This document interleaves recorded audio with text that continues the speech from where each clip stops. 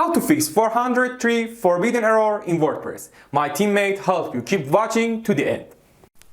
Hello everyone and welcome to this video. In this video we are gonna talk about the 403 WordPress forbidden error and show you 3 possible reasons and how to fix them. Now let's dive into this. The first issue could be because of your plugins.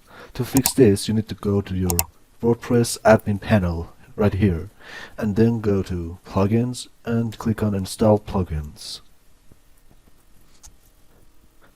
Now here in the install plugins you can see a list of the plugins that you have installed. So what you want to do is you want to mark this all, click deactivate and then click apply and wait for it to run and deactivate it.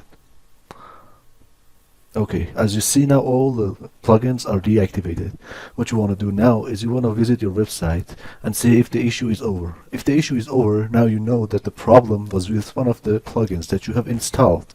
So what you want to do next is that you want to install or reactivate each plugin one by one and see if the problem comes back or not.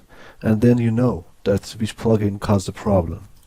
And I'm going to go ahead and activate this all back. Now, this was the first possible reason.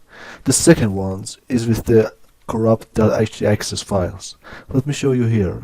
Open up your FTP client, which mine is FileZilla, or you can use your cPanel user admin area, which whenever works for you, in the file directory. Go to the public HTML. Here you find the .htaccess file. What you want to do now is you want to delete this.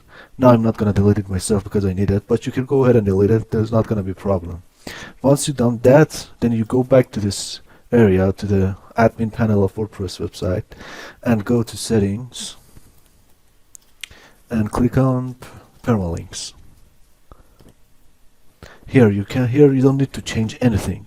What you want to do is you want to hit save changes without doing anything else, and this should resolve your problem. Now you can visit your website and see if that works or not. Now let's move on to the last, which is permission links. For that we need to open up your FTP client FileZilla and then go to the public HTML file. Mine is WordPress. For these 3 folders you want to right click on them, file permissions, and you want to have the numeric value of 755.